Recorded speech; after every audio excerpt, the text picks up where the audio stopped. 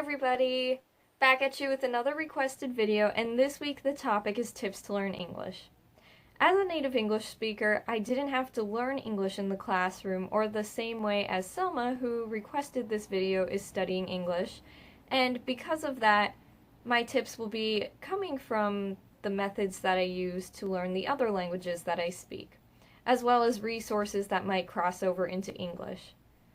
Now, my first tip for you would be, because I don't know resources for, studying English per se, any English teaching or English learning YouTube channels or blogs, I would say to find, it depends on your level really, that's what's difficult. If you're on the beginner level and if you're a beginner English speaker and you're taking classes, I would recommend using supplemental apps outside of class and trying to practice English as much as you can with native speakers. Supplemental apps such as Duolingo, which does offer courses to teach English, but if you know English well enough, you can actually do the reverse course and do from English, which goes into the other language that you speak. I've done that before, and it's been both challenging and helpful. Also, talking with language exchange partners, or if you go to a meetup in person, there's that too. But getting that practice outside of the classroom is very helpful and really helps you progress in the language that you are studying. Finding shows, books, movies, anything that you would be interested in English, that will help you, because maybe you're excited to study English at first, or maybe you're not excited. Maybe you feel like, I have to learn English, what do I do? But you kind of want to make it more exciting so that you'll actually want to learn.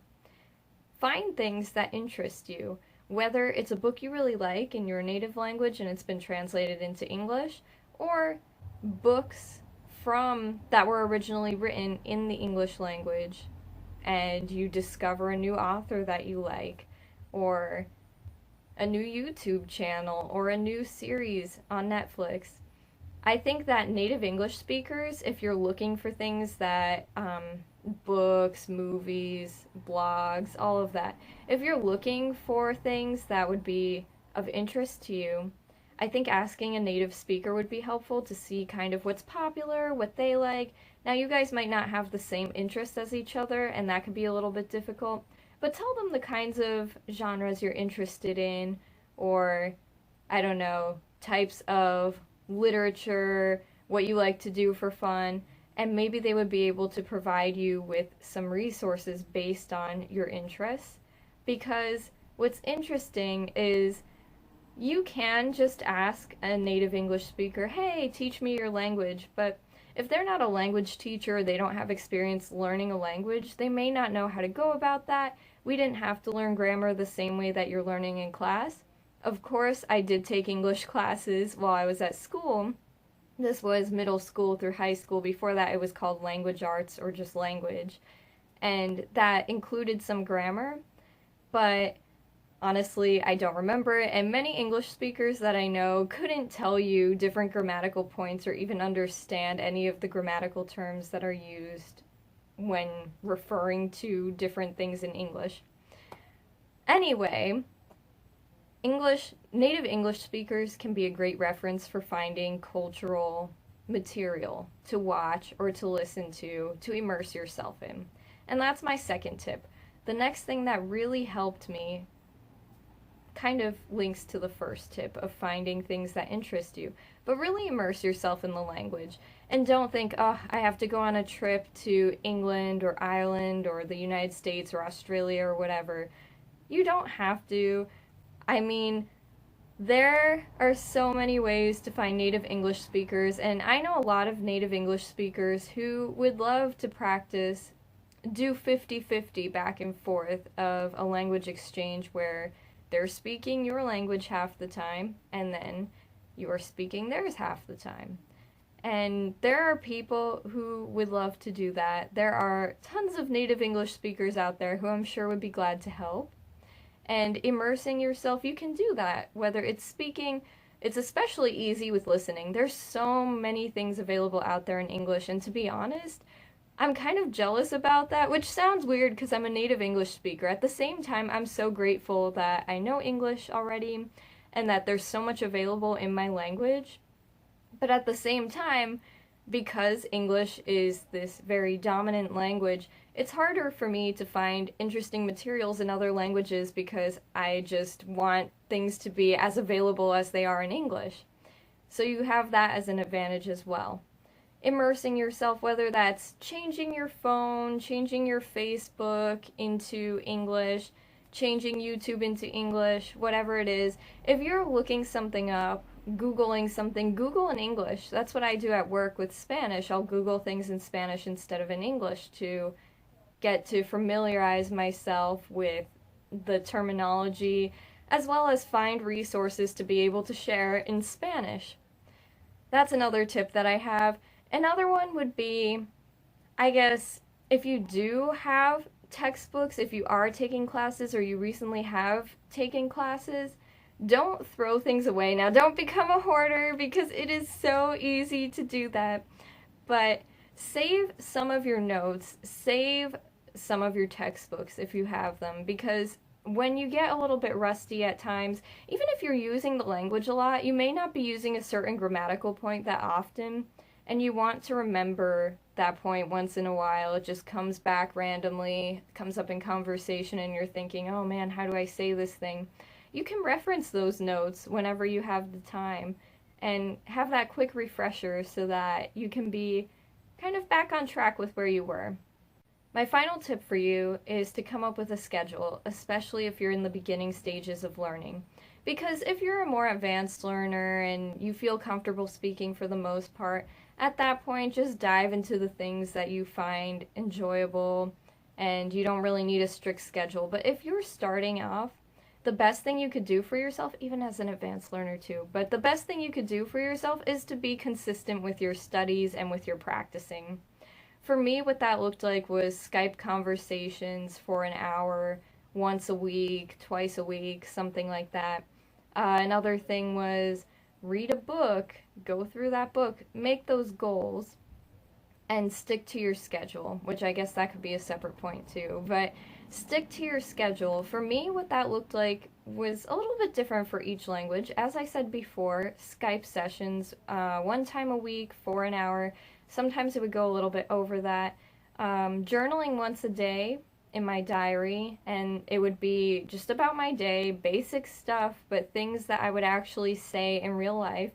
Journaling about my day in that language for one page. Therefore, it's not too much to write about. Just a simple entry such as, I woke up today, it's Monday, I ate breakfast, and I went to the store, I bought some bananas, and I bought some ice cream. I really like ice cream, especially chocolate ice cream. And then I drove home in my car, even if it's basic stuff like that. The point is you're using the language, you're using different vocabulary, and you're using relevant vocabulary. And then sticking to that schedule, as I was saying, that was one thing that I would do. Another thing I would do is do either a lesson on Duolingo, or I would do Duolingo for a certain period of time each day, usually half an hour.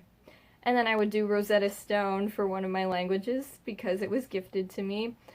I did it for an hour a day, pretty sure it was an hour a day. And one of those I did while I was exercising, so you can combine activities too. Don't feel like when you're studying you have to just carve out time for that. If you could do something that doesn't require a lot of thought while you're using that brain power to study, you can do that too. There's so many things you can do. Just try to have the language around you as much as possible, whether that's listening to music or an audio course on your way to work. The other thing was about goal setting. There are so many videos out there on YouTube that talk about setting goals, even aside from language learning goals, just in general, how to set a goal. And I think it's really helpful to have them. It can be a little bit discouraging if you don't reach that goal that you want. But if you set those small, attainable goals, then such as reading a children's book or whatever in the amount of time that you would like to do that, it can be helpful to measure your progress that way. those are my basic tips for learning English. Aside from that, there were a couple of things that I wanted to say. I'm going to bring this up again just from before, but I think that native English speakers are a great resource for finding resources, oddly enough. Not specific to language learning, shows that teach English, or I don't know, blogs that teach English, or even for finding an English tutor. They may not be the best for that. They could be, but the average person may not know where to direct you in that. But they can be great for telling you what's popular right now in the country that they're living in, or I don't know, what music is popular, what shows are popular, what movie everybody's dying to see. And this may come across as an unpopular opinion, but kind of connecting to that point that I just made, maybe what might actually be helpful for you is to go talk to other speakers, well, non-native English speakers, people who had to learn English the same way that you're learning, because the problem that the native English speakers and I have is that we didn't have to learn it that way, and as I said multiple times, we don't know those resources. However, if you are looking for resources specific to studying English and wanting to know which ones are worthwhile, worth your time, worth your money, which ones are good, that have worked very well for other people, I would recommend talking to them, because if you know someone who has seen success in learning English, I'm sure they have valuable information that they can provide you with that will absolutely help you with your studies. And I'm not discounting English speakers at all, native English speakers, because I'm sure there are some native English speaker teachers out there, ESL teachers, and they would be able to help you find resources because they're a teacher and they know what to use because they have to use those things. But the average English speaker that you meet on the street may not know exactly where or what resources to tell you about. That's all I've got for this week. Thank you so much for your request, Selma. I love people's requests because it helps me get to know you more, as well as what everybody wants, what they want to learn about, what will actually help them, and I love helping people. So thank you so much, and please share this with anybody who wants some tips on learning English that you think they could benefit from this video. And don't forget to subscribe for more language learning tips and encouragement, advice, etc. I'll see you guys in the next video. Bye-bye!